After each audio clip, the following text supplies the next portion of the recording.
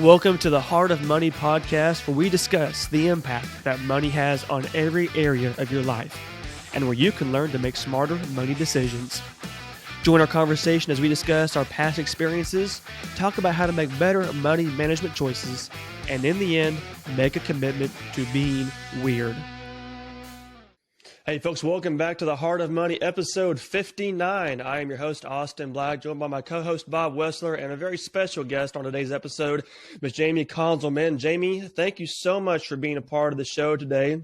Jamie is a sought-after motivational speaker and executive coach with 20-plus years experience working with Fortune 500 companies. Her private clients include professional athletes, celebrities, and executives who, despite their diverse backgrounds, share one common goal: to live a life deeply rooted in passion, purpose, and service to others. Jamie's mission is to help leaders unleash their potential and awaken their dreams one conversation and one adventure at a time. And she is also the author of a brand new #1 bestseller, Deal Maker, which is her personal memoir. And I'm excited to visit about your story, your book, and your life. So Jamie, welcome to the Heart of Money. Thank you so much for being on here today. Love the introduction and appreciate you having me today. Excited to have a conversation and just love the work that you're doing. Awesome. Well, thank you so much for being here, Jamie. I know you got such a unique story, something that is not like any other guest we've had on the show. And it really intrigued me just how unique it was. So I'm just going to kind of open the floor to you to share a little bit about your background, what brought you to where you are today, and what you're doing now.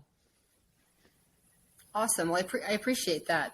I think you gave a great highlight, but obviously the non-traditional part really hasn't come through just yet, right? I've spent 20, 25 years in corporate America, very large companies doing very large deals, right? So always sales driven, getting to do bigger and bigger deals and then running bigger and bigger teams. And big in the IT services world could be a $500 million deal, a $4 billion quota for a team. So pretty top of the world in terms of IT infrastructure.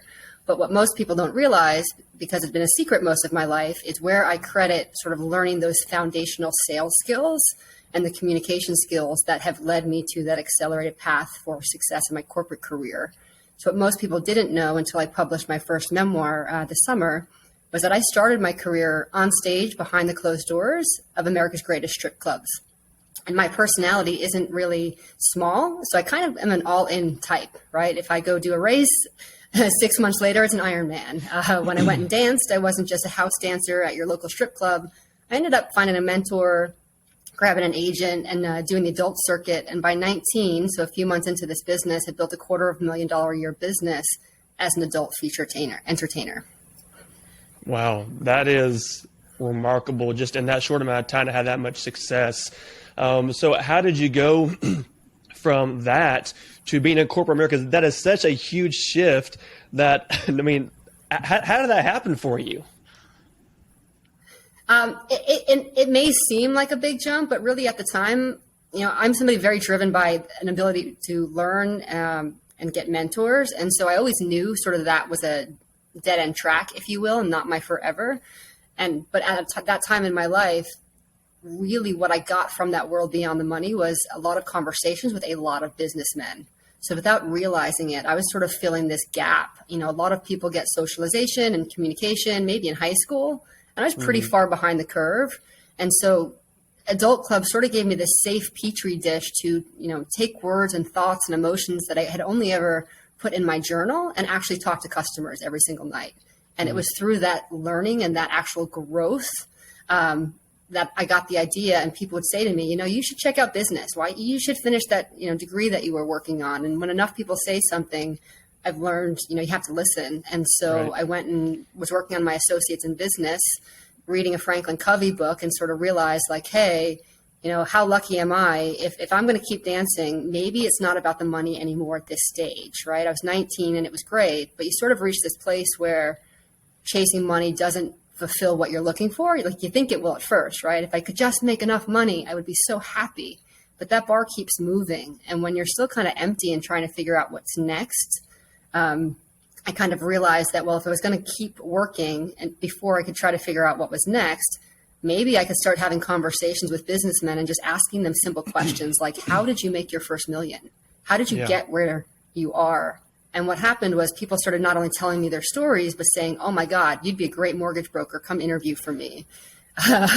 Hey, we just got funding I'm in New York City, right? It's not it was a melting pot of a lot of different types of people, but I seem to gravitate towards the businessmen for the conversation, and was fortunate that a couple tech guys walked in and they had just had funding for a startup. And they said, well, if you show up tomorrow, we'll give you an interview. If you're late or you flake, right, don't call us again. And, kind of quickly went home that night and Googled, what do you wear to a business interview? And showed up the next day. Funny outfit, by the way. I didn't quite get it right. Didn't know. But interviewed, landed the job, and they had one condition, right, that I could work 20 hours a week. And they weren't going to put me full time until I could prove myself. And I ended up staying there for 6 years and becoming one of the largest non-investor shareholders on a tech company that was on an IPO path. And so in hindsight, it might seem like a big shift, but even though I didn't have the language for it at the time, people think of the adult world and they think of maybe lap dances or craziness. The way I built my business, because I had a mentor, was on things like promotional items as a revenue stream, right? Selling golf shirts and towels and having a website that was paid. And so even though I didn't realize I was learning sales and marketing and business, going and being, a part-time intern at a tech startup, it's almost like I was a little kid in a candy store. All of these ideas that worked in the adult world also worked in the business world, right? And it was like this big sort of aha. And after a little while, right, the sales guys that this startup had, all they did was email. And I'd gone out and bought a sales book because I thought, well, if I'm going to be a sales assistant and an intern, I need to learn how to sell. And the first lesson in this book was that you should talk to people. And so I thought, well, I wonder wouldn't it be better if we called them instead of emailed them? So I remember going into the founder's office and saying, hey, you got all these guys you pay, and I'm sure you're paying them a lot more than me, right? I think I was on $12 an hour, maxed at 20 hours a week. And this sales book says you should actually call and talk to people. And they didn't really say anything. They just said, yeah, we'll talk to you later. And he came back and he put a phone on my desk and he said, congratulations, you've been promoted to sales. Right. And they gave me that freedom. A few weeks later, I said, nobody's calling me back. And the business was to bring loyalty systems to the casino industry. And so then I came up with an idea and I said, well, what if we went to Vegas and picked up the house phone and just said, hey, I'm visiting the hotel across the street. Maybe I could get more meetings because they'd see I was actually on property. Like, what do you think about that, Mr. Boss? Same thing. He didn't say a word. I didn't know it. He went across the street to the travel agency, bought me a ticket, came back and threw a one-way ticket on my laptop and said, go to Vegas and don't come back till you've sold something. So the startup world, kind of is great for somebody who's got a lot of ideas and will just, because you can test and learn. And so that's kind of how it started. Yeah. And so now are you still in corporate America, or are you doing your own thing now? Is that correct? You're doing your own coaching business? I am in corporate America and I coach internally, right? So that's a really interesting question, because if you'd asked me this question maybe 2 or 3 years ago, I would have said, I'm at the end of my corporate career. I'm going to go hang out the shingle. I'm going to be a life coach. I love my coaching clients. I love leading workshops. And then sometime during sort of tail end of COVID, what happened, and to be fair, right, I was my role was deal maker, right? So doing these very large complex transactions, but also burnt out of the minutia and let's say the corporate America fight that goes with, an 18-month sales cycle and a $500 million deal. And then there was this other part of me that had found coaching, knew that was my passion, my purpose, leading workshops. But I sort of done the American dream thing, went out and bought my dream home. So to make the shift from corporate deal maker to life coach with $1 million mortgage during COVID, not so easy. Right? And so I was doing both for quite some time, but in a very segregated way. It was almost like there was two parts of me. One was passion, purpose, and happy. And the other was trying to grind it out to make a little bit more money, to pay off enough mortgage so I could go have the financial freedom to coach. Yeah. And what happened was, I had a leader who said, I get you love this coaching thing, and maybe you could be a full-time coach in the company, but we need you to do a few more deals. Corporate America is great about that, sort of these little carrots. But what happened was I started coaching lots of people, not just one, not just two, not just 10. And then it went from individual coaching to department heads saying, hey, you're one of our best deal makers. Could you do some trainings for our team? Could you help the inside sales guys? Could you work with some of our folks who are account managers who aren't really growing their accounts. And so I said, well, I'm not a trainer, but I can package up the lessons that I've learned, put them in some PowerPoints, and then do some coaching exercises. Right. And so I was sort of doing that on top of my day job, if you will, within the company. And then what happened almost organically and overnight was, as leaders of departments started leaving, first inside sales and business development, they just started rolling all these people underneath me. And I want to give you, and that barrier that I had that separated Jamie Konzelman, sales professional, deal maker, and coach, just kind of disappeared. So I'm in this really interesting and beautiful place where I'm still in corporate America, but I get to show up as a coach and a trainer, which is my purpose, every single day. That's awesome. And I think that long answer to a quick question, but I think it's important because so many people I know are looking about how do they monetize that passion, right? And how do you put those desires and those dreams first, living in this world that has financial constructs, right? We all have bills to pay, a mortgage to pay, Absolutely. those kinds of things. And I'm going to give Bob a chance here in a second, 'cause I think he's probably got some good questions. But I love the fact that everything that you've done, and this is probably what we're going to get to talk to you about here in a little bit, just as far as money goes, everything that you've done has been driven by a newfound passion, by a newfound talent that you've been able to incorporate to help people, to grow yourself, to become better in business.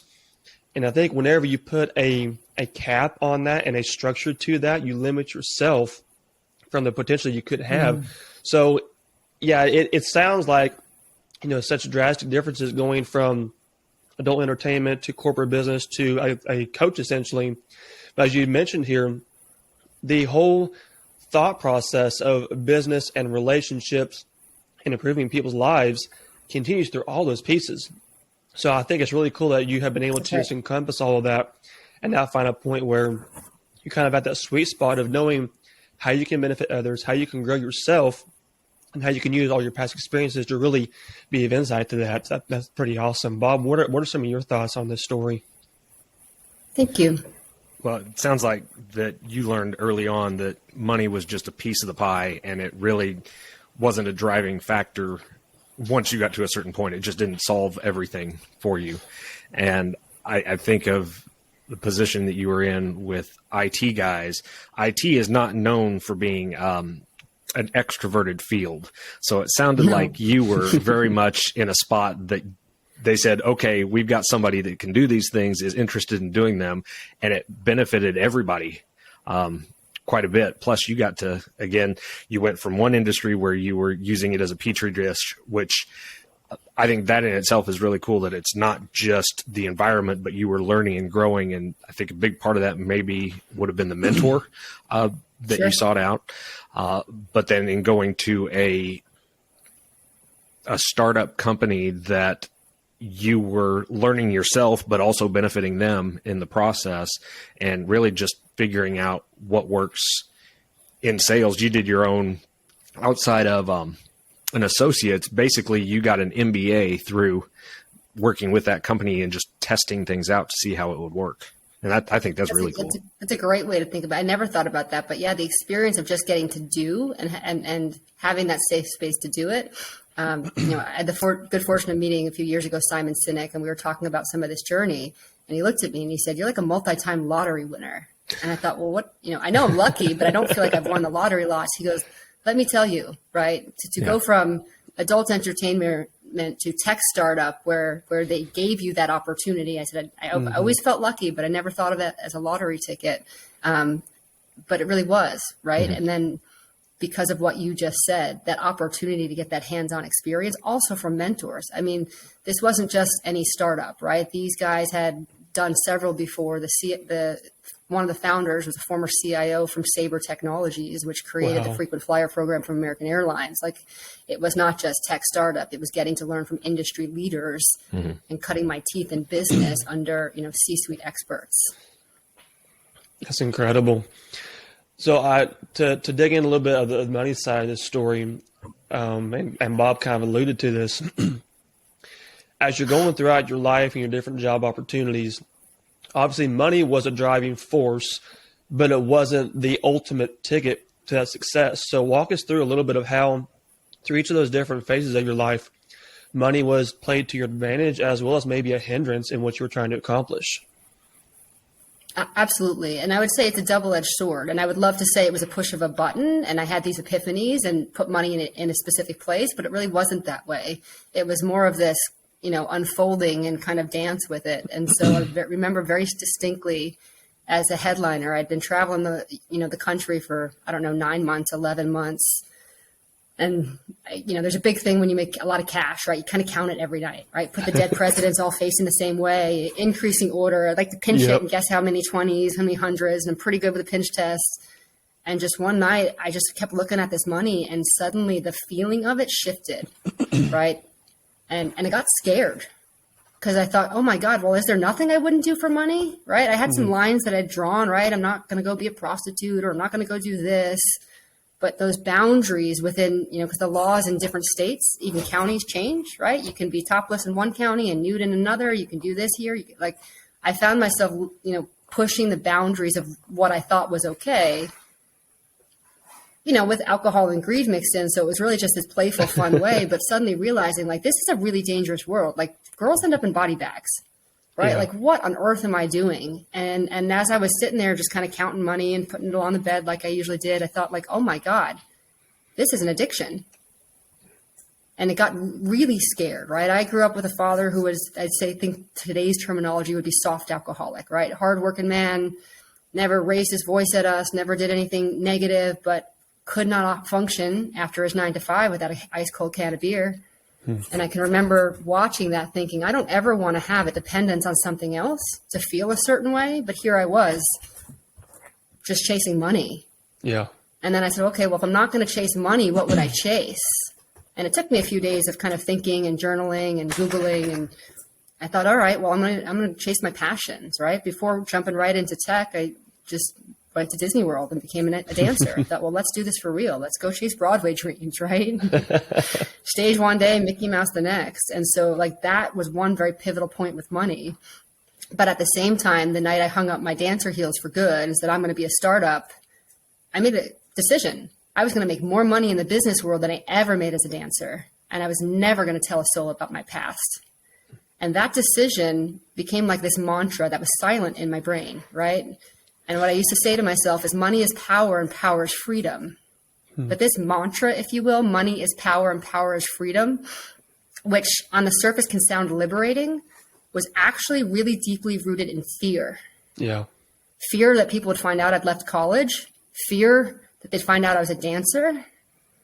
And so it meant that, I alluded to or mentioned how, during the Great Recession, I got laid off 4 times. So Wow. Each time I got laid off, I made lists of goals, big goals, leadership, making an impact on people's lives. But there was a problem. This pact that I'd made with myself, this mantra, played on repeat each and every time I lost my job. Money is power and power is freedom, right? So it meant that every time I took a new job, despite all these aspirational goals and these dreams of helping people, I went for the money each and every time. During 4 years, I went from being a financial analyst in one of the hotels, making maybe, $15 an hour, to large deal IT sales with a W-2 well north of 300,000. And so that kind of financial exponential growth in a very short period of time sounds like a dream come true. And on the surface, it was, right? It legitimized. I was finally a successful businesswoman. But this hunger for more just kind of never went away, right? I was still hungry to figure out what my passions were. I was committed to finding my life purpose, but I started to realize every decision I made was about the money. And I started to feel like a fake. Mm-hmm. And so one night I sat down and made a little list. I'm like, okay, almost the same questions from 10 years prior when I'd been dancing. I said, well, if it's not about the money, what is it? I said, what would you do if you could do anything? And I just sit, I couldn't think of anything. And I said, all right, let's make this a party. You can do anything. With a glass of champagne, with some candles in my backyard, the water falls flowing on the pool. And the next day when I woke up, there were 8 things on this list because I really couldn't think of anything. That's how ingrained in me it was, this drive for money. And on this list was things like learn another language, get more stamps in your passport, have more fun. Number 3 was be an athlete, which at the time I thought this is really strange, right? At this point, I'm 28 years old. I hadn't thought about sports since probably I was about 12. I was a chunky kid and then got cut from every sport because my parents didn't really believe in sports, right?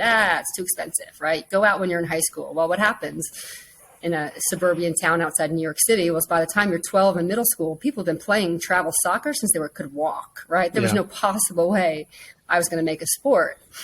Now here I am, 28 years old, not even thinking about it, and being an athlete was still in there.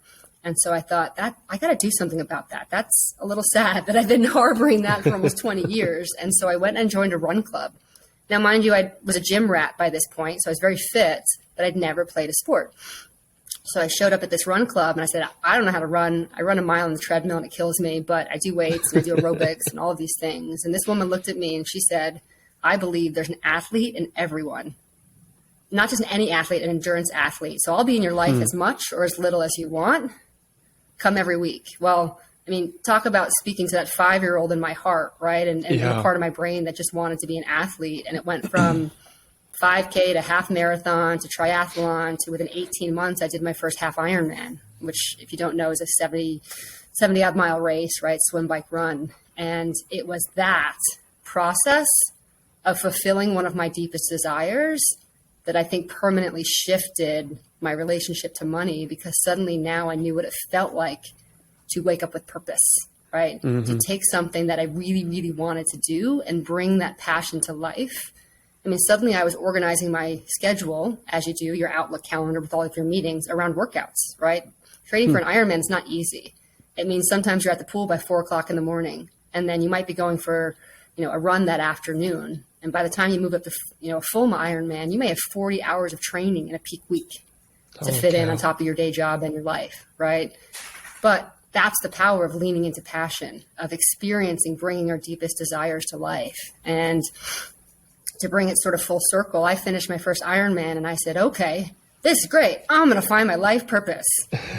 No problem, right? And in typical Jamie fashion, I had a very specific definition. It was going to be my passions, my purpose, and being of service to others. And I was going to completely relinquish my desire to chase money.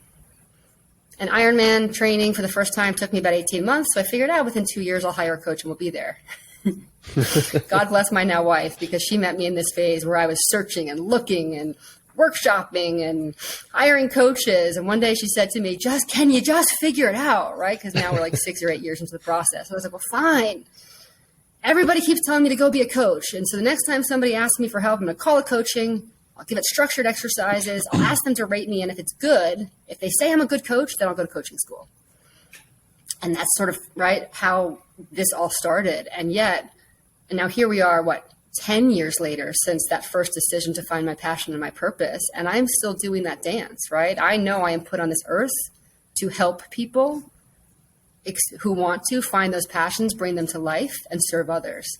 And it's a gift that I get to do that in my corporate world, and on occasion take private clients or do speaking gigs and that kind of thing. But I'm still figuring out that dance, right? Because there are so many ideals I feel like in the world. I think probably half the class in my coaching school would say, "Oh, you found it, right? Now just go do it." Right. Okay, well, I'm in my 40s. We're not bringing roommates into the house, right? There's actual logistics that you have to figure out. But I think that's also part of the journey, is that there is no one size fits all path for this stuff. And there is no right or wrong, right? However you look at money, you look at money. Is it a way that's serving you in that moment? Or is it a way, like it was for me, that was really wrapped up in my self-worth? And I had to do a whole lot of work to unbundle it, to realize my worth is who I am, and to step into that place of trust, that whether it's abundance or financially or success, of which there are many, many definitions, right, that I could start to trust in myself to lean into that. So I love this question, because there is no secret pill or 5-step, list to making it perfect. And I wish I could say I have it always in the perfect place. But I think it's one of those things that's so prevalent in our society, in our life. And there's a lot to it, right? There's a lot of things that you have to unpack in any given moment. So thank you for asking me that question. Absolutely. Bob, unpack that one. There was a bunch of good stuff in that. What's something that jumps out at you? Well, I immediately think of the graphic of what success looks like, up and to the right. And when you get to the reality of success, first it's what is the definition and how many times do you change the definition? And it sure looks more like a ball of yarn than it does a line that's straightened to the right. So, yeah, and let's be honest, right? There were times where I was like, I have made it. We're going to have fancier bottles of wine. Now I can go afford to stay at a Ritz-Carlton, right? Like I've done it all. But then when you peel back those experiences, right? I have had just as much fulfillment in my life, holding hands with my wife, walking to a used bookstore through a puddle as we have at one of those fancy places, right? And so it's less about all of that and more about that internal connection and leaning into the things, I think, for fulfillment. And at the same time, kind of balancing, right, where these other things of affluence or money or experience kind of come into your life. And I think it's a really personal journey for everybody. I think there's no one way for people to do this stuff. I think one of the questions I had from what you stated early on is, how did you go from what steps did you take, or how did you get from a $15 an hour position to a six-figure position in a number of years? So that just baffles me. It's very in sales and in business, right? You learn about leverage and doing all of these things. So it's literally like each time I got laid off, right? I assessed my skills. I looked at values in the market and just made a plan to bridge that gap each time. Very right. Cool. And so it wasn't like the flick of a button, right? I realized in working in a hotel, right? So I went from, financial analyst to marketing manager. And at the time, most marketing managers of properties made about 50 grand a year, right? There was this niche where many, many companies sell products and services to the hotels and the casinos, right? And the hotel casino business has a lot of very specific nuances to service them as a customer. They're highly regulated on the gaming side. Culturally, the casino environment and people who work in hospitality have a certain maybe persona, if you will. It's a little bit different than, let's say, manufacturing or something else. So these companies may have, multi-million-dollar contracts with an MGM, a Caesars, right? And it's at the time, was very difficult to find somebody local in Las Vegas who understood the business, who had relationships all the way up to the property president level, and also had sales and account management skills. And so it didn't take a lot of research to realize, like, these are all the skills that I have. Oh, I wonder how hard it is to find those people in the market. There's lots of jobs. And the starting base salary at the time on most of those jobs was $9,500 grand a year. Right. So it's about understanding what your strongest skills and attributes are and finding places in the business world that value and need them. Right. You can solve those pains and learning how to have the conversations around commanding your worth. And then each time I got laid off, it took the opportunity to do that same type of self-assessment and exercise. I actually haven't articulated this out loud, but that work is something I've now actually put into like a little workbook. I use that with clients at all career stages because while what was very intuitive to me in that process, I've learned isn't always intuitive to others. Right. Yeah. And so it's really fun. I've had many clients come to me in that lower income bracket and get to six figures in less than a year. And vice versa, right? Senior level executives, right, who thought they could only do one vocation, chief revenue officer, chief marketing officer. Oh, Jamie, I've only ever worked in IT services, but where else could I make this kind of money? Helping them understand other industries that are related, other jobs that are related, and breaking it down to their skills, helping them make those transitions. So it's actually really, really fun. Because I get to take something that was hard for me and help shortcut that for other people. Yeah. I was wondering if that'd be in your book. Yeah, there's some stuff in there. There's lots of exercises too. Like that's the beauty of this world, right? Mm-hmm. So you mentioned... I want to make one comment on that because what I find has happened is so many people will come to me for coaching on that. I want to make more money, right? I want to leave a legacy. And if it is 100% about just that, that's not the right client for me because that kind of client's not going to really want to do the work, right? The only money motivated is not my person. My person is intrinsically motivated. They just don't know how to get there, right? So the beauty of it is, I think, when you stop looking externally, just like I was, money, power, title, I wanted it all.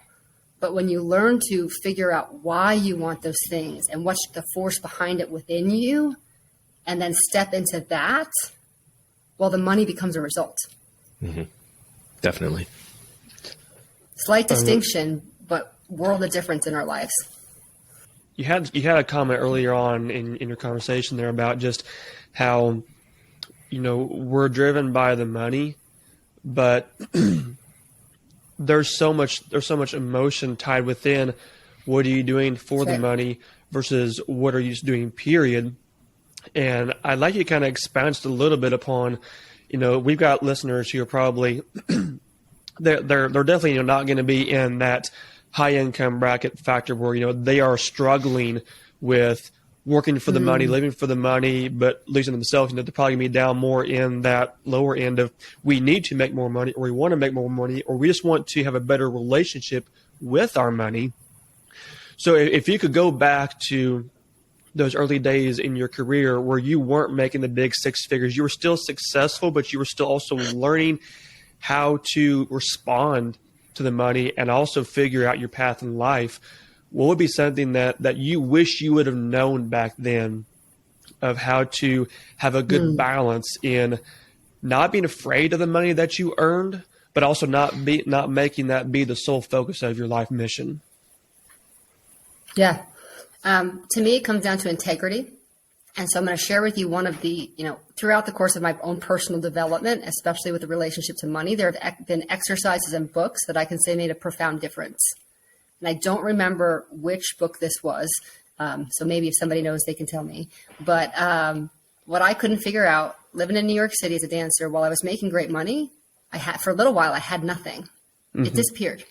Cash is very slippery. I don't know if you've ever noticed that, right? And I know I'm not alone in that. Right. I was reading some finance book, and it talked about you should write down what you spend your money on. Where's it going? Write it all down.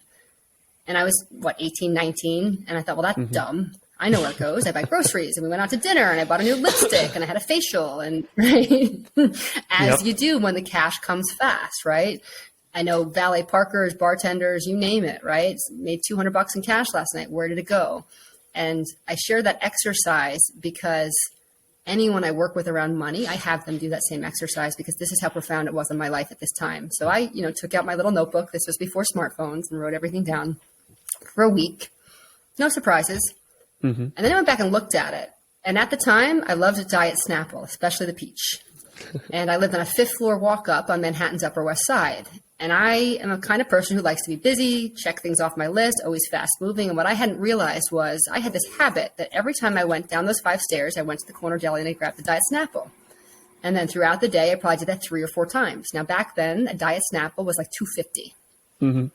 I'd spent like $100 that week on diet Snapple, right? And there were lots of those little examples. Like I was like, this is insane, right? And so that little exercise, and I'm saying it because it made such a big difference. So I still wanted my diet Snapple, but I got a Costco membership and I got a case, and I made that case last for 2 months.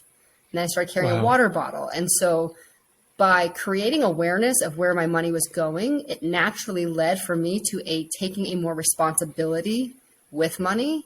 And so that then created a discipline so that if you fast forward, when Jamie's no longer dancing and trying to figure it out, and I finally graduated college, when I came back out, I had a bunch of student loans because I wasn't as smart with all my cash, right?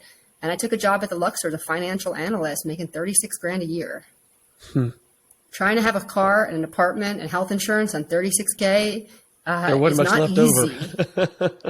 There was nothing. Some weeks there was, and of course I still had that little bit of a fine dining habit, right? So suddenly the credit card was going through the roof because when you're making cash, $200 on dinner, not so bad. When your net take home is $680 every 2 weeks, you can't afford that steak dinner, right? And so I got myself in a pile of debt. But it was those types of exercises of writing everything down and remembering how to flex those self-responsibility muscles that gave me the foundation to get myself out of that and create these better money habits. And so that's just one example, right? But there have been lots of things like that. There was a book I read, a really old book. I think it was from the 40s, Richest Man in Babylon. It's like a fable, super short, maybe 120 pages. And by this point in my life, I had read so many money books, but nothing seemed to stick.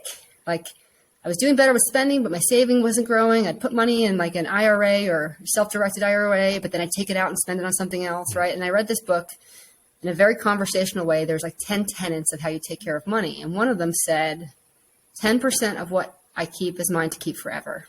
Paraphrasing, right? I read the book 25 years ago. And what was really interesting in that context was I had read so many places that you should take 10% of what you earn and save it, but never did. That little language change of 10% of what I make is mine to keep forever. I said, oh, I like that. I can get behind that. Yeah. And so what did I start doing? Even though my paychecks were so small, 10% went in an account for myself that I never touched. Right? And it's these kinds of things when you are living paycheck to paycheck, when you have a month where suddenly there's more bills and you've got cash, right? Because we all have had those times in our lives. These small little habits can make the biggest difference. And like, if I distill it down to like an overall concept, I started with the word integrity. I've worked with lots of coaches who want to build $1 million coaching business, right? And maybe they have a spouse that makes all of the income, so they don't even have to work, like no financial pressure whatsoever, but they can't seem to get their coaching business off the ground. And the first thing I'll ask is, how are you? What is your relationship with money? And where are you out of integrity? Like, well, my husband pays all the bills. Like, let me get this straight. You want to be a 7-figure CEO of a business, but you don't even look at the finances in your home. How do you reconcile? And they go, oh shit, shoot, right? I got to figure that out. And so we kind of go back to basics, right? Have you ever made a budget? No. Okay, I get it. And things will come up. I wasn't good at math, or I'm bad with this, right? And people have lots of stories around money, what their parents did, what their parents didn't do. But if you can kind of put all of that aside and develop a 6th or 7th grade level education around money, which every adult is capable of doing, through very small, easy tools and templates, whether it's a budgeting template or a goals template, right?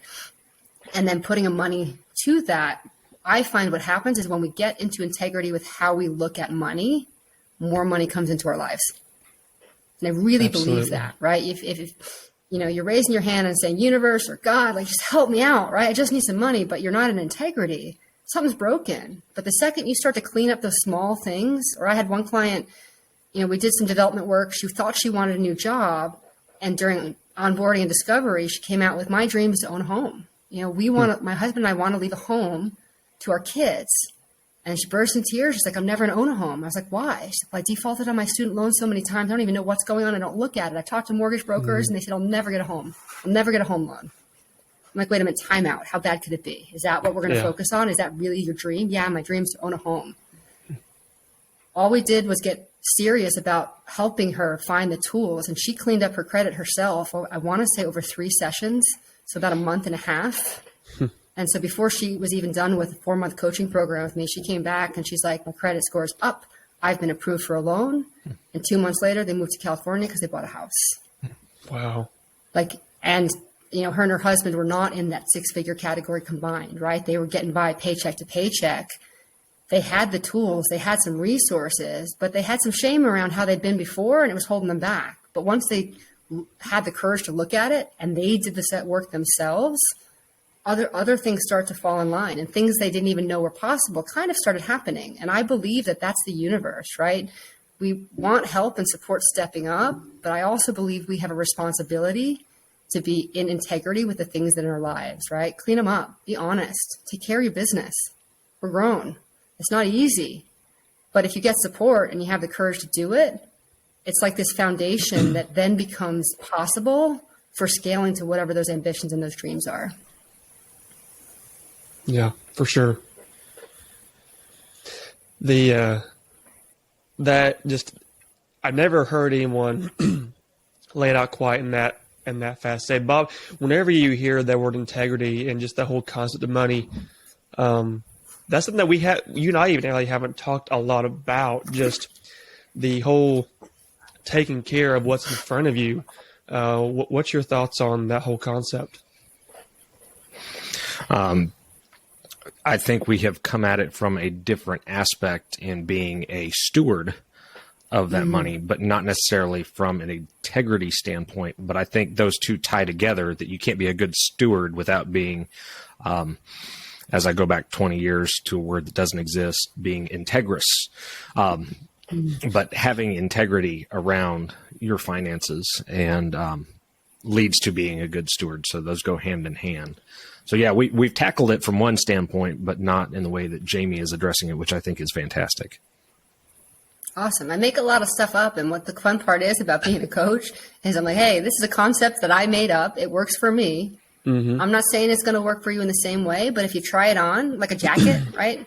Anybody ever, if you've ever have listeners, they've ever been to a store and the associate says, oh, try this on. And they look at it, they say, that's not my style.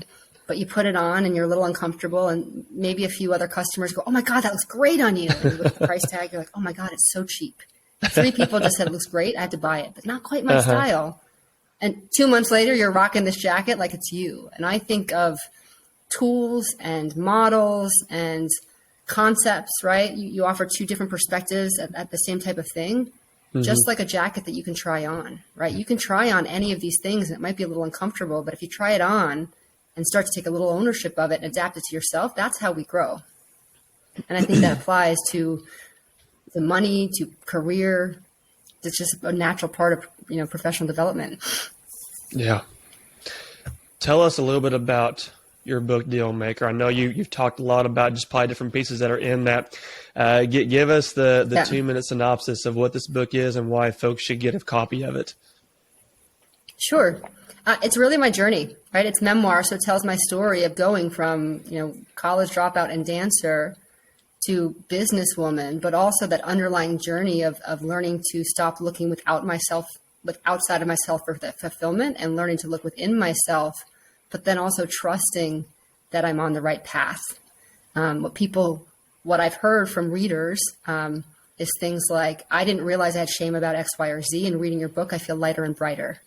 I've had senior level executives come to me and say, hey, my 20-year-old kid is really struggling. I bought their book for them and we've read it as a family. And we now have language around no shame and no wrong path. And it's opened up a new set of dialogue. And so I'm just really grateful for that kind of feedback, because when it is your own story, you kind of go through this phase of, well, I'm going to do it. There may not be value to others, but for me, as a coach, I had to put it out there, right? It's part of my own integrity of walking my talk and fully sharing myself. And so to have now gotten some feedback from people who said they've found healing, they've been inspired. I've gotten letters from people that said, I've been in the same job for 20 years. I've now gotten a promotion because I found the courage. Because if you can go from that to this, oh my God, I've been holding myself back. Yeah. And to me, that's what purpose is. If we can take our stories and inspire somebody else to do more, to step into themselves, to feel better, well, then that's full circle. That's what life is about to me. That's incredible. Bob, you have any final thoughts or questions for Jamie before we wrap things up today? Not that come to mind. I think this has been a great interview, great interaction, and learned quite a bit, and have really appreciated, Jamie, you coming on and sharing your story and sharing what all you've accomplished and what you're continuing to do and how you're continuing to grow. And I think it gives some of our audience a different perspective and encourages some of our audience and even us in what we do. And, the one thing that you brought up about write it all down, if you don't know where your money goes, it's going on you anyway. And it's better to have an idea of where it's going and to direct it where it needs to go versus just, flying away from your hand. 100%. And so I know it sounds like we're wrapping up, but one nugget I want to offer you there is I believe in giving money purpose, right? Intention, action follows intent. And so there's, I've used online banks forever. One of the things I have clients do who say, well, I don't have money for X, Y, Z. I was like, make an account, call it dream home, vacation home, right? Every dollar of my paycheck still to this day is allocated. It doesn't sit in a checking account that I have a debit account to. I'm budgeted, right? What I'm allowed to spend goes there and everything goes everywhere else, right? And then all of a sudden one day you wake up and you're like, oh, I have a down payment for a car. It didn't happen overnight. It happened $20 per paycheck over 5 years or 8 years while you're paying off the other car. But it makes it a whole lot easier to go to buy a car and go to get an interest rate, right? If you've got the money to put down for it. And do you notice $5 or $20 in a paycheck? Probably not, right? And then what happens is it forces you to live within your means, right? And so just, write it all down and then find the purpose for your money, and then the rest kind of takes care of itself. Yes. wise Yeah, thanks lessons for letting me pile learned on through with a that one. lot of experience and trials. And it sounds like you've got some Trial by you're fire for passionate. sure. Yeah, you're passionate about people, even about money, but just about, finding that purpose and that mission for people. And I really, really appreciate just like Bob said, the stories that you share, the insight that you have. I think it's unique in the standpoint that there's a little bit different perspective there than what a lot of people have. And whenever you look past the dollar to that whole mission and that whole purpose, I think that kind of makes your money have that purpose. Because at that point, you are deciding your life based around what you want, not just what money you can make. So I think that's very insightful. Where can folks connect with you and learn more about you, get a copy of your book, and just stay in touch with Jamie Konzelman? Awesome. JamieKonzelman.com is my website. I'm on all the socials, right? LinkedIn, Instagram, Facebook. Dealmakers available for sale on Amazon. I'm happy to get with you afterwards and gift a couple copies to your readers, right? So when you post your podcast and then they like or comment, let me know and we'll get a couple of your readers some books. Awesome.